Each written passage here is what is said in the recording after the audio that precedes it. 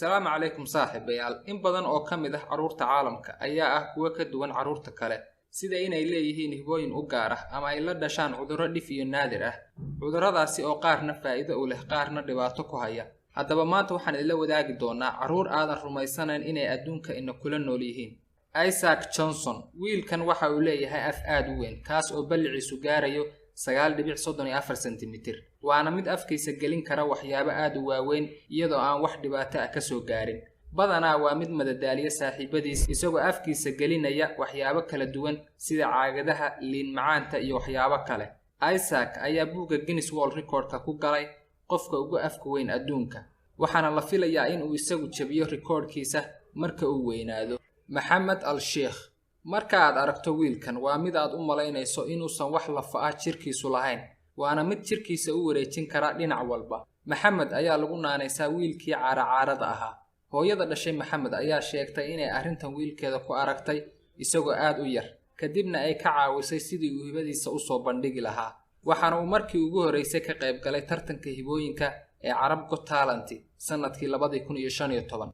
Sidoo kale Maxamed ayaa buugga Guinness World Record-ka ku galay khabiirka wareejinta jirka dhinac walba. Intaasi kadibna waxa uu noqday mid caan ka ah adduunka, isagoona ka qayb galay tartamo aad u badan. Bayasiid Xuseen, wiilkii odayga ahaa. Wiilkan waxa ku dhacay cudur dhif iyo naadir ah, kaasi oo sababa in jirka qofku uu si dhaqso ah u gaboobo ama da' u noqdo. Waana cudur 18 milyan ee qofba hal qof laga heli karo. Bayasiid ayaa qoyskiisa kula nool koonfurta waddanka Bangladesh, gaar ahaan magaalada Maguru.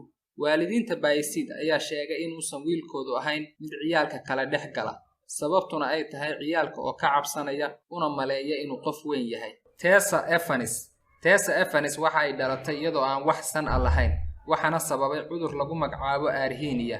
Waana mid carruurta uu ku dhaco ay dhashaan iyaga oo qaar ka mid ah xubnahooda aanay dhammaystirnayn. Iyadoo ay sidaas tahay, haddana Tessa waa mid awoodda qufaca iyo hindhisada, laakiin dareenka urta ayaa ah mid gebi ahaanba ka maqan. Qalliin lagu sameeyay Tessa ayaa lagu guulaystay in loogu sameeyo tuubo ay ka neefsato xagga hore ee dhuunteeda, waxaana la rajaynayaa marka ay weynaato inuu u soo baxo sankeedii, maadaama marka ka dambaysa uu soo korayo. Marsha Ann Millie, mataanihii kala midabka ahaa. Badanaa mataanuhu waa kuwo la isku khaldo ama aad ku wareerayso kala saaristooda, laakiin gabdhahan ayaa ah kuwa gebi ahaanba aan isku ekayn, sababtuna waa waalidiintooda oo caddaan iyo madow kala ah. Millie ayaa raacday aabbaheed iyada oo yeelatay timo madow iyo indho madow, halka Marsha ay raacday hooyadeed iyada oo yeelatay timo cad iyo indho buluug ah.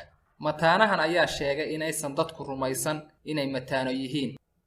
Maxamed Kaliim waa wiil u dhashay waddanka Hindiya, waxaana yaraantiisii haleelay cudur dhif ah, kaas oo sababay in gacmihiisu sameeyaan korriimo xad dhaaf ah.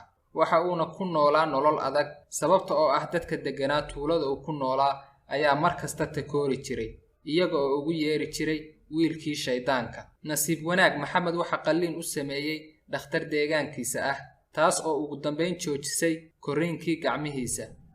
Jackson Buell waxa uu dhashay isagoo ay maqan tahay qayb badan oo madaxiisa ka mid ah, sanadku markii uu ahaa 2014. waxaana intii uu uurka ku jiray dhakhaatiirtu hooyadii u sheegeen in uusan muddo badan sii noolaan karin haddii uu dhasho, sidaa darteedna ay iska soo xaaqdo. Laakiin hooyadii waa ay ka diiday arrinkaa, waxa uuna noqday go'aan aad u saxan, sababtoo ah wiilkan ayaa ah mid ilaa hadda nool. Sidoo kale wiilkan ayaa baraha bulshada caan ka ah isaga oo leh taageerayaal badan. Lara iyo Mara, gabdhahan waxa ay la dhasheen cudurka albino, balse ma noqon mid dhibaato u keena. taa beddelkeeda waxa uu ka dhigay kuwo aad u qurux badan, isla markaana ay u tartamaan shirkadaha dharka xayeysiiya kuwooda ugu caansan. Waxay mataanahani caan noqdeen kadib markii ay faafeen sawirro cajiib ah oo laga qaaday.